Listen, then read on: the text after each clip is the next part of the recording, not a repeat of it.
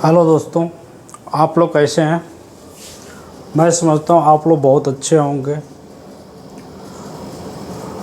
तो डेली की तरह आज हम लोग एक नए टॉपिक पे कुछ सवाल सीखेंगे जिसका नाम होगा साधारण ब्याज। तो आज हम लोग साधारण ब्याज के बारे में सीखेंगे। तो साधारण ब्याज क्या होता है? पहले तो साधारण ब्याज का फार्मूला क्या होता है। साधारण ब्याज का फार्मूला होता है मूलधन गुणे दर गुणे समय बटे में 100।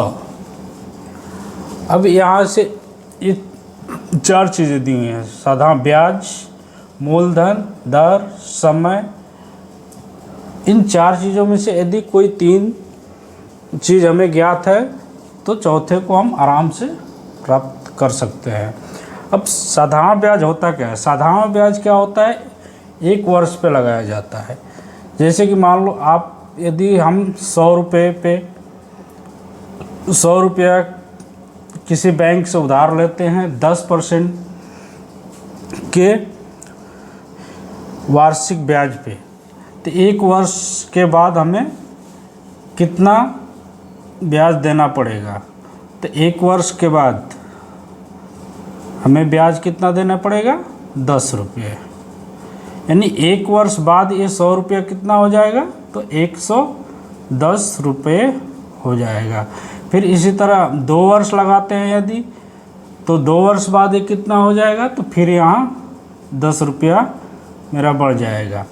यानी कि 2 साल बाद ये 120 रुपया हो जाएगा। यदि 3 साल के लिए लेते हैं हम तो कितना हो जाएगा? फिर यहाँ पे 10 रुपया बढ़ जाएगा। यानी कि फिर 130 रुपया हो जाएगा मिश्र धन। ठीक, इसी तरीके से यदि हम 4 साल के लिए लेते हैं तो फिर यहाँ पे 10 बढ़ जाएगा। यानी कि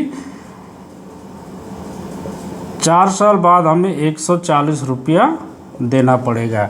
लेकिन चक्रवृद्धि ब्याज होता है। एक चक्रवृद्धि ब्याज में क्या होता है कि यदि हम 100 रुपये किसी से उधार ले लिए तो 10% के वार्षिक ब्याज पे, तो चक्रवृद्धि ब्याज में क्या होगा कि ये हमने 100 रुपया लिया, यानी कि मूलधन 100 रुपया हुआ, मूलधन 100 रुपया हुआ। और यदि हम एक वर्ष के चक्रवृद्धि ब्याज पे लिया, एक वर्ष के चक्रवृद्धि ब्याज पर ये लिया 10%, यानी कि दर क्या है? 10% पे लिया, तो एक वर्ष बाद इसका ब्याज कितना हो जाएगा? तो 10 रुपया। लेकिन जैसे ही यदि हम 2 साल के लिए लेते हैं तो चक्रवृद्धि ब्याज के केस में क्या होगा कि ये जो मूलधन 100 रुपया था, दूसरे वर्ष के लिए ये 110 रुपया हो जाएगा मूलधन। तो इस तरीके से यानी कि 110 रुपये पे हमें यहाँ पे चक्रवृद्धि ब्याज लगेगा। इसी तरह से चक्रवृद्धि ब्याज लगता है, जिसको कि मैं आपको अगले यानी कि कल बताऊंगा। आज हम सिंपल इंटरेस्ट के बारे में ही जानेंगे और पढ़ेंगे। तो अब यहाँ से यदि सपोज कोई भी इन चारों में से कोई भी 1 2 3 4 में से कोई भी यदि 3 चीज़ हमें मालूम है तो चौथा चीज़ हम आराम से निकाल सकते हैं। जैसे कि यदि इसमें हमें मूलधन प्राप्त करना है, मान लो ब्याज दिया हुआ है तो मूलधन निकालना है, तो मूलधन कैसे निकलेगा? तो मूलधन बराबर हो जाएगा क्या? यानी कि साधारण ब्याज गुणे 100, और ये दोनों इधर आ जाएंगे तो बट्टे में दर गुणे समय। समय हमेशा वर्ष में लिया जाता है।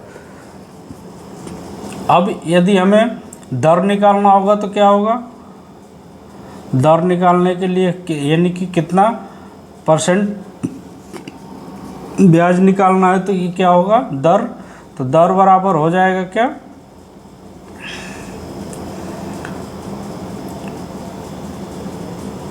साधारण ब्याज गुणे 100 बटा मूलधन गुणे समय। अब यदि मान लो कि आपको समय निकालना है, तो समय का हो जाएगा फार्मूला क्या, जैसे होता ना कितने समय में इतना हो जाएगा, तो समय वर्ष में बराबर हो जाएगा साधारण ब्याज गुणे 100 बटे दर गुणे मूल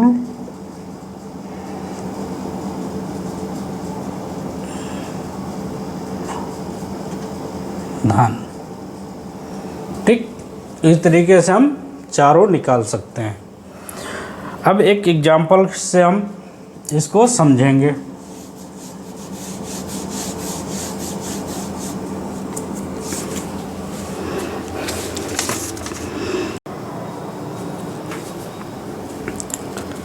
एक एग्जाम्पल लेंगे हम,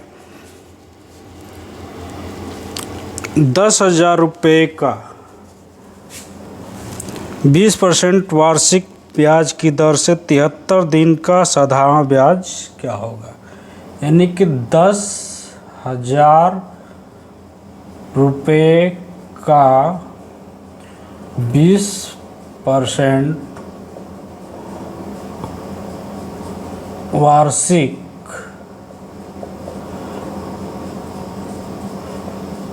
ब्याज की दर से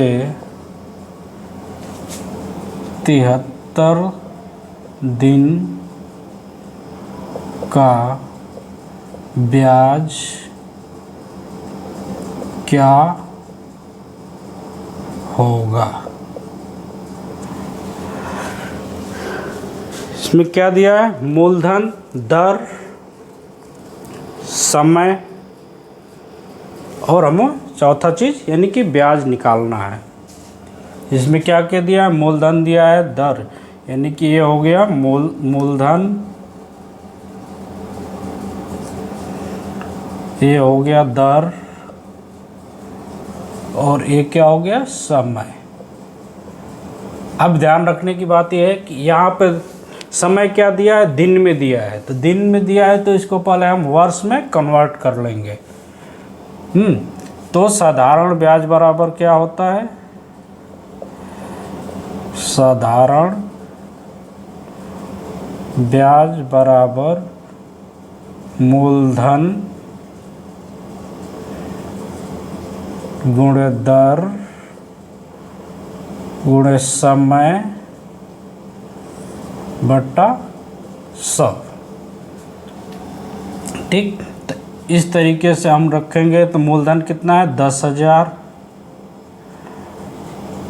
गुणे दर कितना है 20% गुणे समय कितना है, तो समय को हम 73 दिन को, एक वर्ष में 365 दिन होता है, तो 365 से भाग दे देंगे तो ये वर्ष में आ जाएगा। तो 73 बटे 365 दिन 100 कर देंगे। अब इसको हम इससे ये कटवा देंगे, 100 हो गया। अब 73 पाँचे 65 हो जाएगा,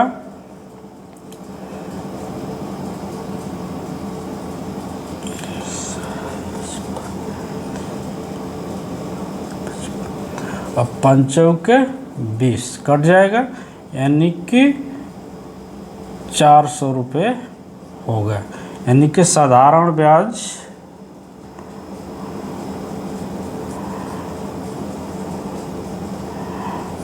बराबर 400 रुपये। ठीक, ध्यान रखिएगा इस टाइप के ही क्वेश्चन एग्ज़ाम में आते हैं। और यदि ये वीडियो मेरी अच्छी लगी हो तो कृपया लाइक एंड सब्सक्राइब कर दें और शेयर कर दें, जिससे कि हमें और भी वीडियो बनाने के लिए हम उत्साहित हो सकें। ये क्वेश्चन बहुत ही अच्छा है, इसी तरह के क्वेश्चन एग्ज़ाम में आते हैं। फिर हम अगले वीडियो में आप लोगों को और कई एग्जाम्पल साधारण ब्याज के बताऊंगा। फिर उसके बाद हम चक्रवृद्धि ब्याज के बारे में पढ़ेंगे। Thank you.